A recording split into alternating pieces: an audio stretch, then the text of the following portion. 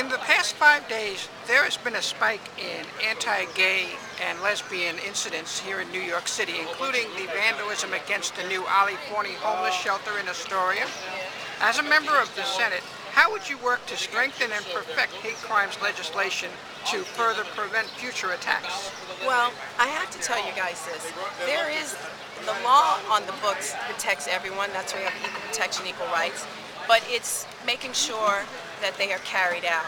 Because when the economy gets bad and life gets bad, everyone needs a scapegoat. We saw that in Germany in the 30s. We saw that during the Depression here in America.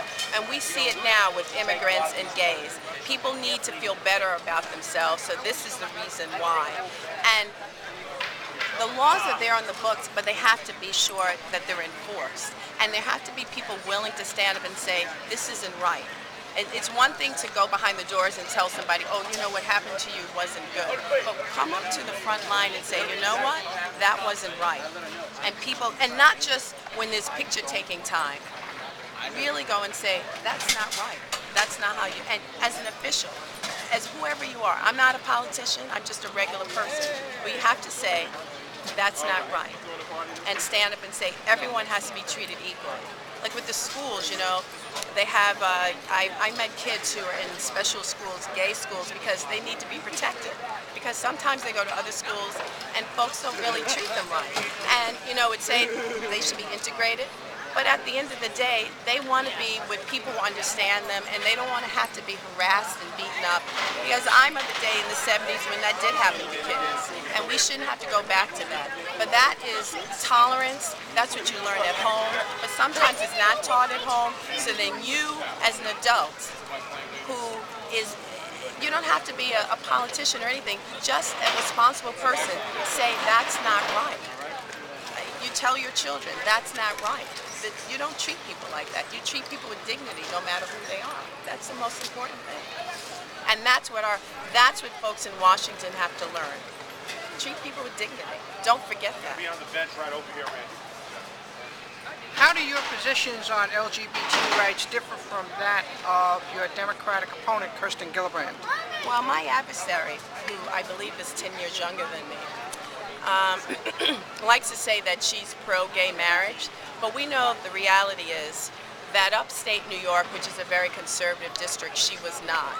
And literally, she was down here maybe 2 weeks when she changed her position because someone pulled on her coat sleeve and said, hey, that doesn't play downstate, so you better change the script.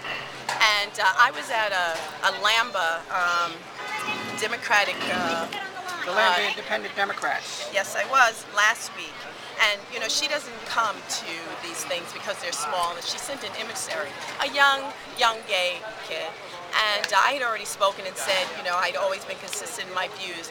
And I asked him about her, and he goes, oh, no, she's always been like that. When she was in college, I was probably already in my first job. And I kept saying, well, no, that's not true. She was not. And people forget that.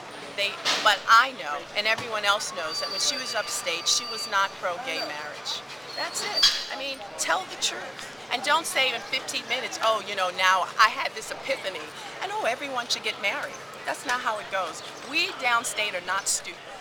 We know what's going on. Final question. Top 3 priorities for a Senator, Gail Goode. A job.